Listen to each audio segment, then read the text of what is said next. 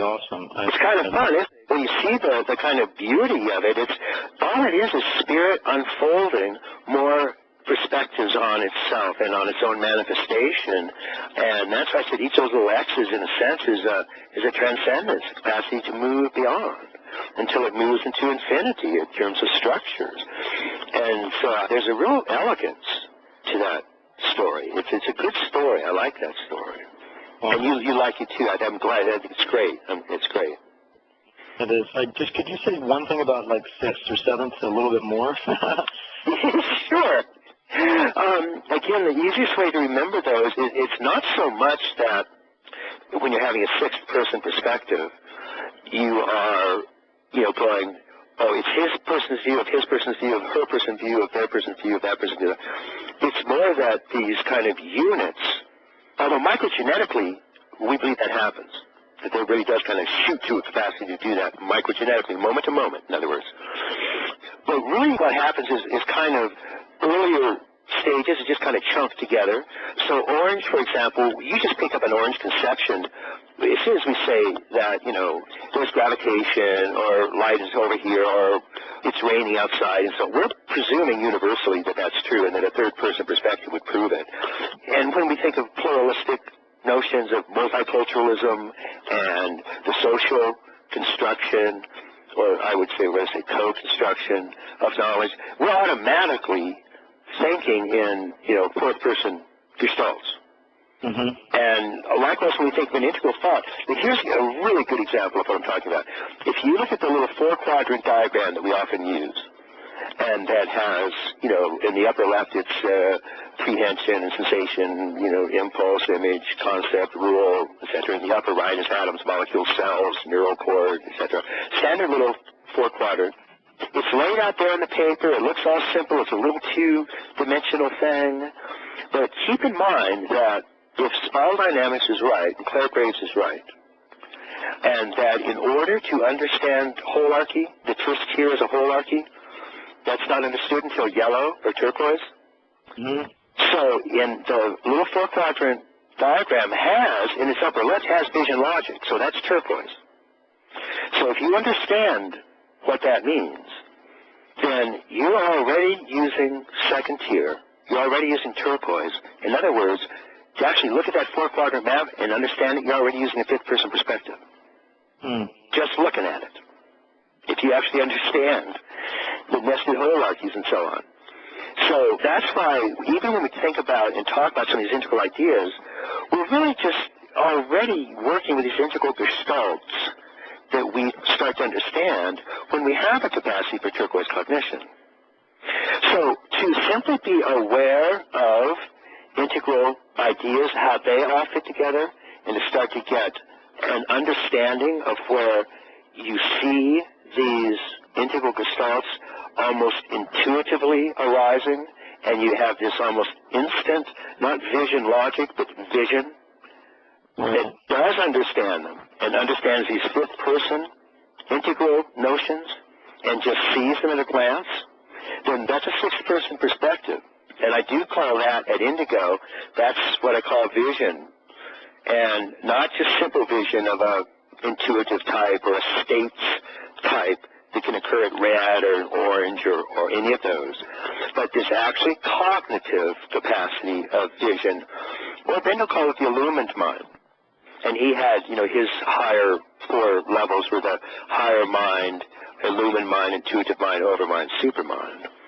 And so this illumined mind, this capacity to simply and immediately see truth as a whole at a glance. That's Indigo, and that's a sixth person. And of course it doesn't mean that the truth that you see is always true.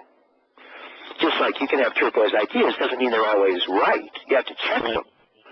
But it does mean that this is how you see them. It's almost a capacity to sort of instantaneously grasp fifth-person gestalts and groups of them. And that's why the universe, the entire manifest world at that point, really hangs together in the palm of your hand as a readily understood entity. Now, of course, you still have to check it out. You still have to do science with it, etc. You can be wrong, but that's how it's grasped. And the sixth person ushers you into the whole, really, third-tier domain. And there are all sorts of variations on that. We call it paramind, metamind, and overmind. And it basically marks the truly transpersonal structures, not states, of development. And then seventh person, which is sort of the end limit for us, is overmind.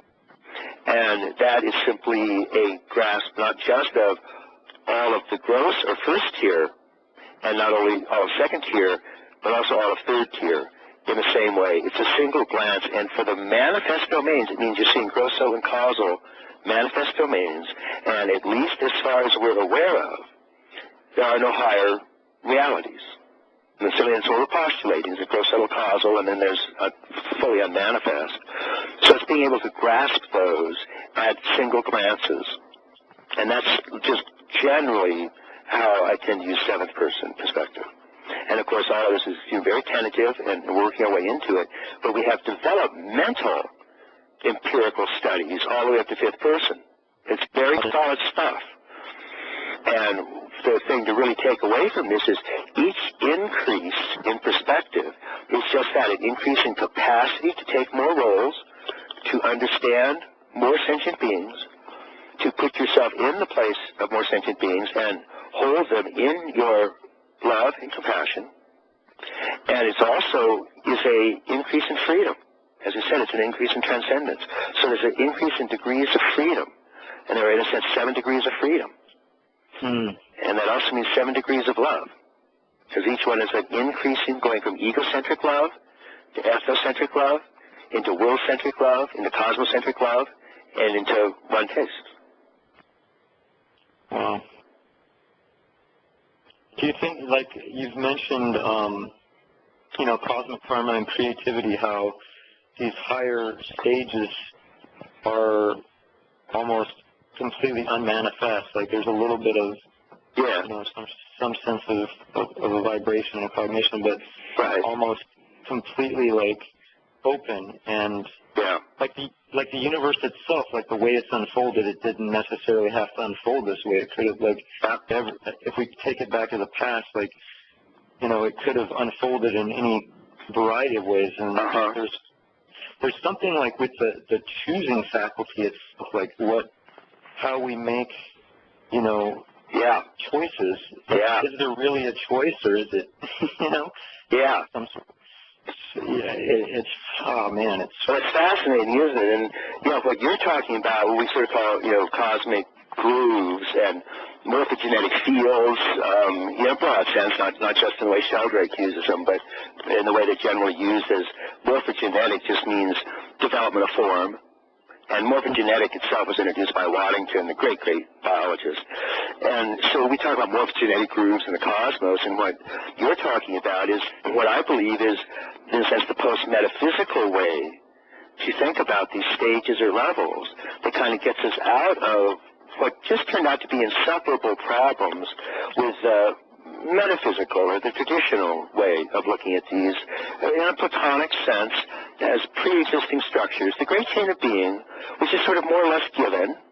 There are just so many levels and so many structures, and during process of involution, spirit threw itself out and creatively created all of these structures or sheaths, as indeed sheaths in its own being, consciousness, and bliss, but reduced versions. Spirit was playing a game of hide and seek.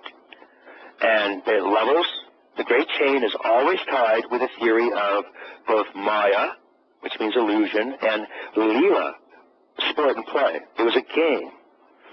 Spirit woke up to itself, and as soon as every sentient being had woken up, it said, okay, game's over. Okay, I got it. You're it. Okay, let's do it again.